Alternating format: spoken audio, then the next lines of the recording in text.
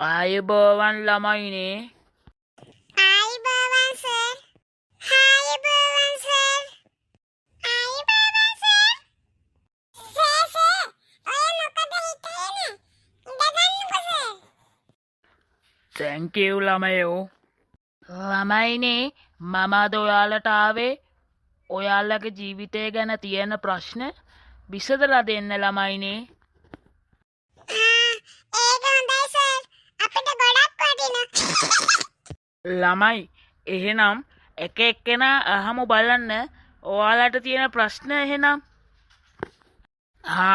එහෙනම් අපේ පරණම ළමයා ගජමෑන් කියමු බලන්න එහෙනම් ප්‍රශ්නේ. මමද සර්? ඔව් තමුන් තමා. සර් අපි ඉපදිලා සමහර අය දුක් විඳිනවා, සමහර අය සැප විඳිනවා. ඒ ඇයි සර්? ඔන්න ගජමෑන් ඇහුව හොඳ ප්‍රශ්නයක්. වෙරි ගුඩ් ළමයෝ. ළමයි අපි ඉපදෙන්නේ අපි පෙර ආත්මවල කරපු පව්පින් වල අනුව. ළමයි අපිට පින් තියනවා නම් අපි සැප ඇති තැන්වල උපදිනවා. පව් කරපු අය දුකේ උපදිනවා. ඒ හින්දා අපි මේ ආත්මේ පුළුවන් තරම් පින් රැස් කරගන්න ඕන. සර් එතකොට පින් කරනවා කියන්නේ හැමදාම පන්සල් යන එකද? අයියෝ නෑ ළමයෝ. පෝසල් යන්නත් ඕනේ, පන්සල් යන්නත් ඕනේ. ඒ වගේම සමාජෙත් එක්ක හොඳින් ඉඳලා හැම වෙලාවෙම යහපත් දේ කරන්න පුරුදු වෙන්න ඕනේ ළමයිනේ. ඒකනේ ආවුනද දිවාරිස්? ඒක ඔයාට තමයි ගොඩම වැදගත්. අනේ මේ යනවා යන්න.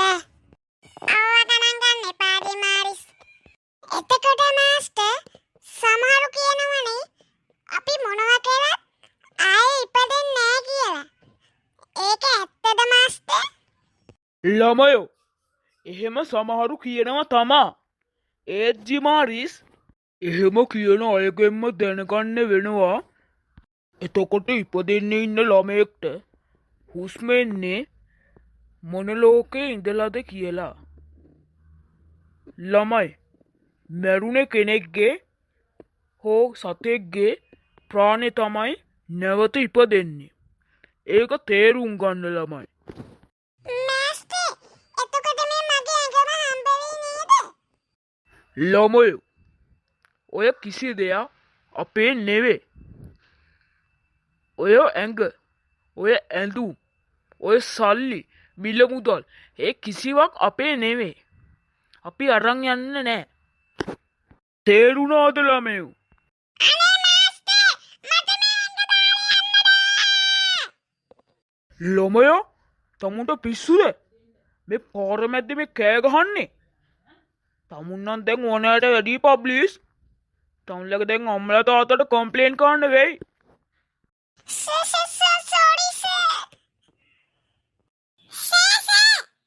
එතකොට අපේ තාත්තා කියනවනේ තාත්තගේ සල්ලි කාටවත් දෙන්නේ නැහැ කියලා.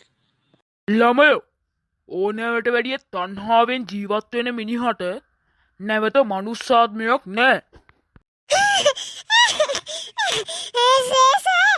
එතකොට පබ්ලික්ගේ තාත්තා මරුණාම සතෙක් කියලා ඉපදෙයිද? මේ තමුන් දැන් කටවා ගන්නවා. තමුන්ගේ හොක්ක කඩනවා දැන් මං. හොඳයි ළමයි. දැන් අද අපි ජීවිතය ගැන ගොඩක් දේවල් තේරුම් ගත්තා. ළමයි මේක මතක තියාගන්න. ජීවිතේම ප්‍රශ්න පත්තරයක්. ඔය ප්‍රශ්න වලට උත්තර හොයන්න පුළුවන් එකම ක්‍රමය ලොකුකම්, මිල මුදල්, චණ්ඩිකම් නෙවේ. සමාජයට යහපත් දේ කරමින් පුළුවන් තරම් ආගමට දහමට ලැදිවීමයි. තේරුණානේ? ගොඩක්